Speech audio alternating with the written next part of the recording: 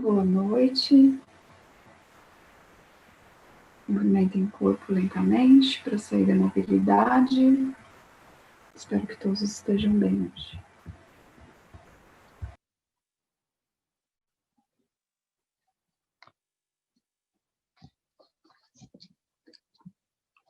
Boa noite. Hoje eu vou dar continuidade na leitura do Velho Caminho, Nuvens Brancas, seguindo as pegadas do Buda. Capítulo 72. Resistência pacífica. Era o dia da palestra Dharma semanal na floresta de bambus. Uma grande multidão se reunia para ouvir o mestre, incluindo o rei Bimbisara e o príncipe Ajatasattu. Venerável Ananda notou que o número de bhikkhus assistentes vindo de outros centros era bem maior do que nas duas palestras anteriores. Venerável Devadatta estava lá, sentado entre os veneráveis Sariputra e Mahakasyapa. Mais uma vez, tão logo o Buda havia terminado de falar, Venerável Devadatta levantou-se e inclinou-se. Senhor, você ensina os bhikkhus a viverem uma vida simples, livre de desejos e a usarem apenas aquilo que for realmente necessário. Eu gostaria de propor 5 novas regras, as quais tornariam o nosso compromisso como uma vida simples ainda maior. Primeira, os bhikkhus deveriam sempre viver nas florestas e jamais ter permissão de dormir em vilas e cidades. Segunda, os bhikkhus deveriam somente mendigar e nunca aceitar convites para comerem nos lares de discípulos leigos. Terceira, os bhikkhus deveriam tecer seus mantos a partir de retalhos e sobras e jamais receber mantos como oferendas de discípulos leigos. Quarta, os bhikkhus deveriam dormir somente sob as árvores e não em choupanas ou edificações. Quinta, os bhikkhus deveriam comer apenas alimentos vegetarianos. Senhor, se os bhikkhus observarem estas 5 regras, eles serão bem-sucedidos em viver uma vida simples e de poucos desejos. O Buda asseverou: Devadatta, o Tathagata não pode aceitar as suas regras como ordens. Todo bhikkhu que desejar morar somente nas florestas tem permissão de assim fazê-lo. Porém, é correto que os outros vivam em choupanas, monastérios, vilas e cidades. Todo bhikkhu que achar por bem apenas mendigar sua comida pode recusar convites para comer em lares de discípulos leigos. Outros, entretanto, devem se sentir livres para aceitar tais convites, pois eles propiciam a oportunidade de compartilhar o ensinamento. Todo bhikkhu que desejar costurar seu próprio manto a partir de retalhos e sobras está livre para assim fazê-lo. É adequado, porém, que os outros aceitem mantos de discípulos leigos, desde que não possuam mais do que 3 mantos. Todo aquele que desejar dormir somente sobre as árvores será bem-vindo, mas é adequado que outros prefiram dormir em choupanas e edificações. Todo bhikkhu que desejar alimentar-se apenas de vegetais poderá fazê-lo. Porém, outros monges podem aceitar oferendas, ainda que contenham carne, quando estiverem certos de que o animal não foi abatido especialmente para eles. Devadatta, sob a presente ordem, os bhikkhus têm muitas oportunidades de fazer contato com os leigos. Eles são capazes de compartilhar o ensinamento com aqueles que justamente se tornam informados do caminho do despertar. Venerável Devadatta perguntou: Então você não aceita estas 5 regras? Não, Devadatta. O Tathagata não as aceita. Devadatta cumprimentou e voltou ao seu lugar novamente. Sua boca estava recurvada para cima num sorriso de autossatisfação. Naquela noite, enquanto Buda descansava em sua choupana na floresta de bambus, ele disse a Nanda: o Tathagata compreende as intenções de Devadatta. Creio que brevemente haverá uma grande cisão em nossa comunidade. Não muito depois daquilo, Venerável Ananda encontrou Venerável Devadatta em Rajagarha. Eles pararam para conversar ao lado da estrada. Devadatta informou de que estava estabelecendo sua própria sanga e ela manteria as suas próprias recitações de preceitos, cerimônias de confissão, estações de retiro e dias de pavarana para os seus seguidores, separadamente em relação à sanga do Buda. Profundamente entristecido, Venerável Ananda informou ao mestre essa decisão. Na cerimônia de confissão seguinte, que ocorreu na floresta de bambus, Ananda notou que centenas de bhikkhus estavam ausentes. Ele percebeu que tinham ido assistir à cerimônia no centro de Devadatta, ao invés de estarem ali como costumeiramente. Quando a cerimônia terminou, vários discípulos foram até a choupana do Buda falar com ele. Senhor, os bhikkhus que acompanham Devadatta estão abordando muitos de nós, exortando-nos a nos juntarmos à sanga dele. Afirmam que as regras deles são mais corretas que as suas. Eles mantêm que a sua recusa em aceitar as 5 regras de Devadatta é a prova disso. Reclamam que a vida monástica na floresta de bambus é leve demais, sem muita diferença em relação à vida leiga. Também dizem que você fala somente acerca de viver com simplicidade, mas não institui as 5 regras que assegurariam aos bhikkhus uma tal vida. Eles nos chamam de hipócritas. Senhor, nós não nos deixamos influenciar pelos argumentos deles. Nossa confiança repousa na sua sabedoria, mas muitos dos jovens bhikkhus, com pouca experiência na prática, especialmente aqueles originalmente ordenados por Devadatta, estão sendo atraídos para a prática mais austera das 5 regras. Eles estão deixando a sanga para seguirem o venerável Devadatta. Achamos por bem informá-lo disto. O Buda respondeu: por favor, não dê importância demasiada a estes pensamentos. A coisa mais importante é a própria prática de viverem nobre e puramente como monges. Vários dias após, Jivaka visitou o Buda no Pico do Abutre para informar que Devadatta agora comandava um contingente de mais de 500 bhikkhus. Todos estavam residindo no quartel-general do Devadatta, em Gaya-Ziza. Jivaka também falou das conspirações políticas secretas na capital, onde Devadatta estaria representando o papel determinante. Jivaka sugeriu que o Buda fizesse uma declaração muito clara de que Devadatta já não era mais considerado membro de sua sanga. As notícias sobre a comunidade independente de Devadatta se espalharam rapidamente. Os bhikkhus eram questionados sobre isso aonde quer que fossem.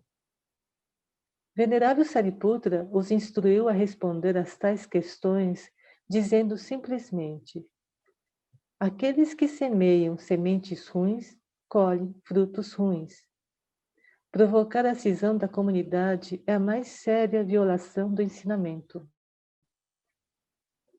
Um dia, enquanto falava para vários bhikkhus, o mestre mencionou que Jivaka o aconselhara a fazer uma declaração formal de que venerável Devadatta não era mais considerado membro da Sangha do Buda. Sariputra refletiu sobre a sugestão de Jivaka e então disse: Senhor, com frequência nós elogiamos publicamente a habilidade e virtude do venerável Devadatta no passado.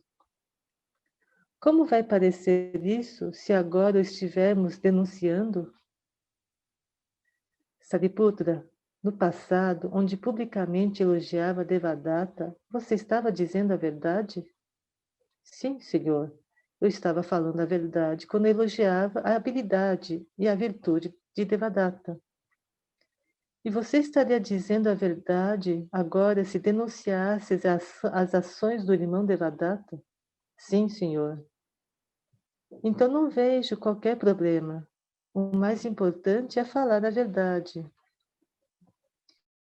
Em uma reunião de leigos, onde alguns dias após, os bhikkhus anunciaram às pessoas que Devadatta tinha sido expulso da Sangha do Buda e que, consequentemente, a comunidade não assumiria responsabilidade pelas atitudes do venerável Devadatta. Veneráveis Sariputra e Moggallana permaneceram, curiosamente, silenciosos durante estes eventos. Eles nem mesmo respondiam às questões dos leigos. Venerável Ananda notou a reticência deles. Irmãos, vocês não ofereceram qualquer apreciação acerca das atitudes do venerável Devadatta. Talvez vocês tenham algum plano próprio a esse respeito. Eles sorriram. O venerável Moggallana disse: Você está correto, irmão Ananda. Nós serviremos ao Buda e à Sangha do nosso próprio modo. Muitos entre os leigos fofocavam sobre a divisão e a condenavam com sentimentos de inveja e predileção.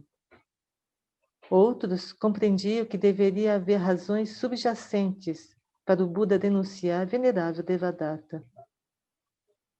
A confiança deles em Siddhartha e na Sangha não se abalava. Na manhã tempestuosa, o povo da capital ficou chocado ao saber que o rei Bimbisara estava abdicando do trono em favor do seu filho, o príncipe Ajatasattu. A cerimônia de coroação fora marcada para ocorrer 10 dias mais tarde, no dia da lua cheia. O Buda ficou preocupado por não ter sabido destes planos diretamente do rei Bimbisara. Ele sempre o consultara no passado antes de tomar decisões maiores. Sua preocupação de que algo estava errado se confirmou quando Jivaka veio vê-lo alguns dias após. O Buda e o médico praticaram juntos meditação andando ao longo do caminho da montanha. Eles davam passos lentos, quietos, enquanto observavam sua respiração. Após algum tempo, o Buda convidou-o para entrar com ele em uma grande rocha. Jivaka informou-lhe que o príncipe Ajatasattu havia colocado o rei Bimbisara em prisão domiciliar. O rei fora confinado aos seus aposentos. Ninguém, além da rainha Videhi, tinha permissão de vê-lo. Os 2 maiores conselheiros do rei também haviam sido presos, pois o príncipe temia que pudessem tentar evitar a sua coroação. As famílias deles foram falsamente informadas de que eles precisariam permanecer por vários dias no palácio, a fim de resolver importantes assuntos políticos. Jivaka contou ao Buda que soubera de tais eventos por ter sido chamado para atender a rainha, que adoecera. Ela lhe contara que, um mês antes, os guardas imperiais pegaram um príncipe entrando nos aposentos do rei tarde da noite. Achando seu comportamento suspeito, eles o revistaram e encontraram uma espada escondida sob seu manto. Eles o levaram até o rei e informaram-no dos acontecimentos. O rei olhou para seu filho e perguntou: Ajatasattu, por que você carregava uma espada para dentro dos aposentos reais? É da minha intenção matá-lo, pai. Mas por que você queria matar-me? Eu quero ser rei. Por que matar seu próprio pai para tornar-se rei? Se você apenas tivesse me pedido, eu abdicaria em seu favor imediatamente. Não acreditava que você fizesse isso. Obviamente cometi um grande erro. Imploro que você me perdoe. O rei perguntou ao filho: Quem pôs isso na sua cabeça? O príncipe Ajatasattu não respondeu logo, mas, diante do questionamento persistente do pai, ele confessou que a ideia tinha vindo de venerável Devadatta. Embora fosse madrugada, o rei convocou seus 2 maiores conselheiros para pedir-lhes a opinião. Um deles disse que tentar assassinar o rei era um crime punível com a morte e, por consequência, tanto o príncipe quanto o venerável Devadatta deveriam ser decapitados. Ele chegou a considerar a condenação de morte para todos os bhikkhus. O rei discordou. Não posso matar Ajatasattu. Ele é meu próprio filho. No caso dos bhikkhus, eles já deixaram claro que não podem ser responsabilizados pelas ações do venerável Devadatta. O Buda verdadeiramente previu tal situação, suspeitando que venerável Devadatta fosse capaz de atos prejudiciais. Ele o desligou de sua sanga. Eu também não desejo matar venerável Devadatta. Ele é próprio primo do Buda e foi um monge respeitável durante muitos anos no passado. O segundo conselheiro exclamou: Sua compaixão não tem comparação, majestade. Você é realmente seu próspero aluno do Senhor Buda. Mas como pretende lidar com esta situação? Amanhã deixarei de ser conhecido pelo povo que estou abdicando do trono em favor do meu filho, o príncipe Ajatasattu. Sua coroação pode ocorrer em 10 dias. Mas e quanto ao seu crime de tentativa de assassinato? Eu perdoo tanto meu filho quanto o venerável Devadatta. Tenho esperança de que eles aprendam alguma coisa com o meu perdão. Os 2 conselheiros inclinaram-se para o soberano, assim como o príncipe Ajatasattu. O rei ordenou aos guardas que mantivessem aquele incidente em segredo. No dia seguinte, após ouvir o anúncio de Bimbisara, Devadatta rumou para a capital. Mais tarde, o príncipe contou à rainha que o venerável Devadatta viria ajudá-lo a planejar a cerimônia de coroação. Porém, tudo o que sabia era que, 2 dias após o encontro do seu filho com o Bhikkhu, seu marido e seus 2 conselheiros mais próximos foram colocados sob prisão domiciliar. Jivaka finalizou dizendo: Senhor Buda, só rezo para que o príncipe liberte o rei e seus conselheiros depois que a coroação estiver realizada. No dia seguinte, um mensageiro real chegou com um convite para que o Buda e seus bhikkhus estivessem na cerimônia de coroação. Soldados já estavam ocupados na decoração dos portões e ruas, com bandeiras e lanternas. O Buda soube que o venerável Devadatta pretendia assistir à cerimônia acompanhado dos seus 600 seguidores. Então, convocou o venerável Sariputra e disse: Sariputra, não irei à cerimônia. É meu desejo também que nenhum dos bhikkhus assista a ela. Não devemos emprestar qualquer sinal de apoio a esta cruel e injusta situação. A ausência do Buda e seus discípulos foi absolutamente notável no dia da cerimônia, causando questionamentos nas mentes das pessoas.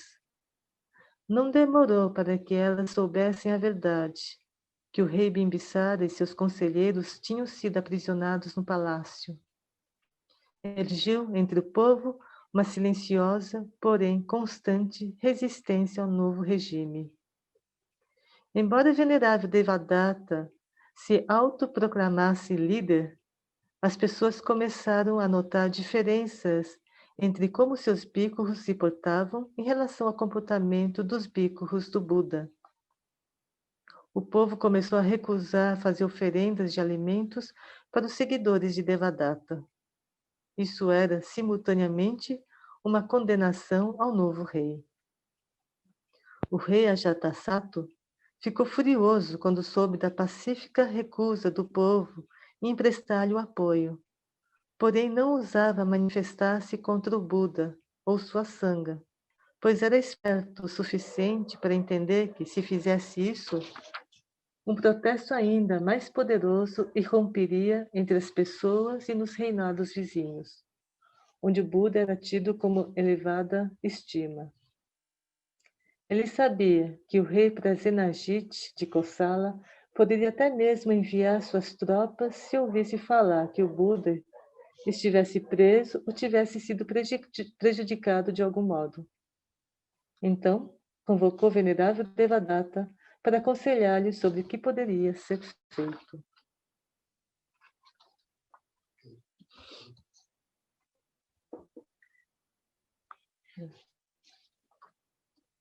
Incrível, né? É tão atual, né?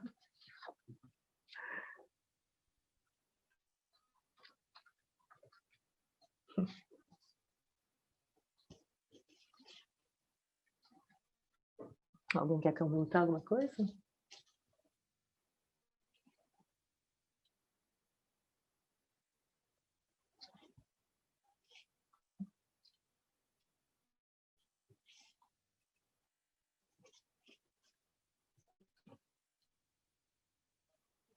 Não? Então vamos encerrar?